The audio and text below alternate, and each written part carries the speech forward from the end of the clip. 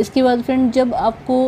बहुत आपने अक्सर देखा होगा कि आपने खाना खा लिया, खाना जो है आप डाइजेस्ट नहीं कर पा रहे हो, आपको लग रहा है कि आपने कुछ ज़रूरत से ज़्यादा खा लिया और जो है आपको